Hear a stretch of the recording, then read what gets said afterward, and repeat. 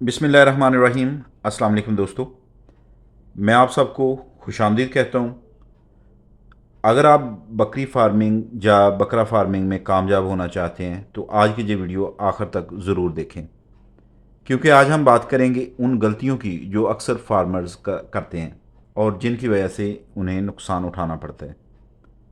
दोस्तों, बहुत से लोग समझते हैं कि सिर्फ बकरियां खरीद लेने से फार्म कामयाब हो जाता है, लेकिन हकीकत यह है कि कामयाब फार्मर सिर्फ वही बनता है जो सही मनसूबाबंदी, सही खुराक, सफाई, बर वक्त वैक्सीनेशन और बेहतरीन देखभाल से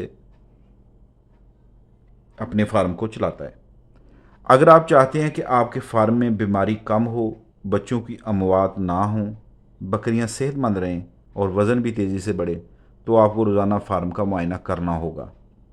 हर जानवर के खाने, पानी और सेहत पर नज़र रखनी होगी। एक और अहम बात है ये है कि फार्म में सफाई का ख़ास ख्याल रखें। गंदा माहौल बीमारियों को दावत देता है, जबकि साफ़ सुथरा फार्म जानवरों को सेहतमंद रखता है और आपके इलाज के अखराजात भी कम हो जाते हैं।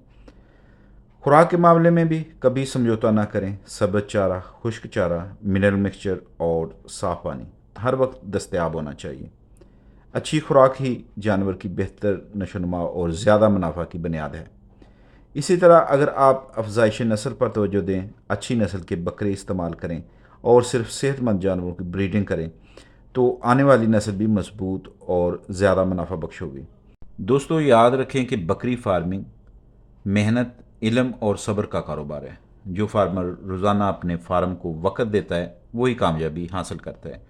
अगर आप भी चाहते हैं कि आपका फार्म तरक्की करे और आप इस कारोबार से अच्छा मुनाफा कमाएं, तो इन तमाम बातों पर ज़रूर अमल करें।